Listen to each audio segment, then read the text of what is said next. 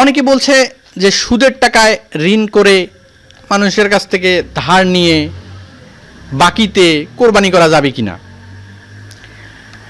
এ প্রসঙ্গে মহান আল্লাহ সুবহানাহু ওয়া তাআলা বলছেন 2 নম্বর সূরা বাকারার 275 নম্বর আয়াত, যে আল্লাহ সুবহানাহু ওয়া তাআলা ব্যবসাকে হালাল করেছেন এবং সুদকে হারাম করেছেন।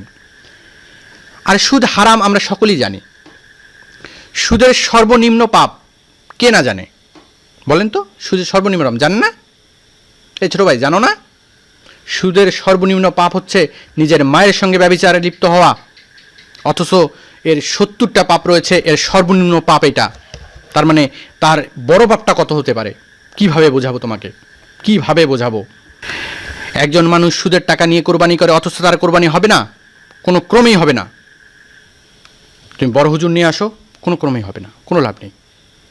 কোরবানি একটা ইবাদত, একটা পবিত্র ইবাদত, যেটা আল্লাহ সুবহানাহু ওয়া তাআলাকে সন্তুষ্ট করার জন্য করা হয়। অথচ তোমরা এই কোরবানিকে নিয়ে কত তামাশা করো, কত তামাশা করো। কোরবানির হাটে গিয়ে পশু দেখো, পশুর মূল্য 1 লক্ষ টাকা, তার কতটুকু মাংস হবে এই নিয়ে চিন্তা করো। এটা কি কোরবানি না ফাজলামো? আল্লাহ সুবহানাহু ওয়া তাআলার সঙ্গে ফাজলামো। আল্লাহ সুবহানাহু ওয়া তাআলা আমাদের হেফাজত করুক। সম্মানিত উপস্থিতি, সহিহ মুসলিমের 1015 নম্বর হাদিস, আল্লাহ সুবহানাহু ওয়া তাআলা পবিত্র, তিনি পবিত্র ছাড়া অপবিত্র কোনো কিছু গ্রহণ করেন না। সুদ হারাম, সুদ অপবিত্র, তাহলে কিভাবে এই সুদের টাকা দিয়ে কোরবানি করা যায়? আর সেটা কিভাবে জায়েজ হবে, সেটা কিভাবে বৈধ হবে? আল্লাহু আলাম। আল্লাহ আমাদের বোঝার তৌফিক দান করুক, সকলে বলে আমিন। মহিলারা কোরবানি পশু জবাই করতে পারবে কিনা এ নিয়ে অনেক ফেসবুকে, আমি ফেসবুক তেমন চালাই না, তবে স্ক্রল করতে করতে দেখা যায় যে অনেক বক্তব্য, কেউ বলছে পারবে না, কেউ বলছে হ্যাঁ মহিলা কীভাবে কোরবানি করে। কিন্তু ইসলাম এমন একটা ধর্ম, এমন একটা জীবন ব্যবস্থা, যেটাতে এমন কোনো বিষয় নেই যে ইসলাম আমাদেরকে এর সলিউশন দেয়নি।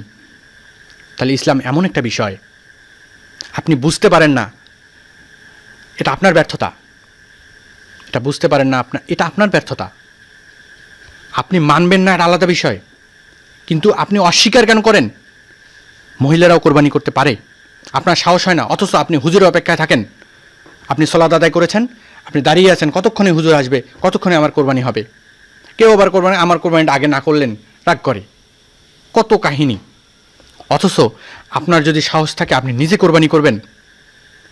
আপনার সাহস থাকবে না, আপনার মা কোরবানি করবে। আপনার মায়ের সাহস নেই, আপনার বোন করবে। আপনার বোনের সাহস নেই, আপনার স্ত্রী করবে।